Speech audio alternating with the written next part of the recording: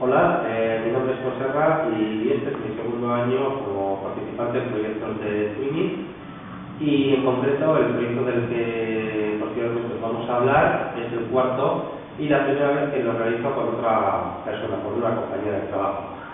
Este año llegué por primera vez a esta escuela y por lo tanto en septiembre me junté con el equipo directivo para explicarles en qué consistía el Twinning y que tenía pensado llevar a cabo un proyecto con alumnos de cuarto. Y en esta escuela también se encuentra otra profesora que da inglés, Maripaz, a la cual le comenté el proyecto, lo que es el Twinning, y ella os contará lo que le pareció. Hola, soy Maripaz Rey y llevo en este centro 3 años. Y cuando llegó a observar a Lucas Rey, me comentó cómo había estado participando en el portal de Twinning y cómo había utilizado varias herramientas y cómo había finalizado varios proyectos.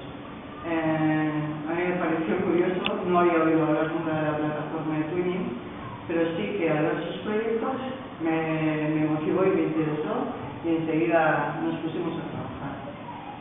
Para ello elegimos los grupos de cuarto nivel y bueno, al alumnado también le encantó la idea. Decidimos tomar parte en el proyecto National Tradition Songs and Dances y tanto el alumnado como yo pues vimos que podíamos conocer diferentes aspectos culturales de diferentes países. Podíamos ver nuevas herramientas del portal de Twinning y nos pusimos a ello. Hoy por hoy llevamos varios trabajos realizados para este proyecto y tanto los alumnos como nosotros los profesores estamos encantados. Animamos al profesorado a que se apunte a este tipo de plataformas y a animar a todo el mundo. Sin más, un saludo para todos y hasta otra. Un saludo. Salud.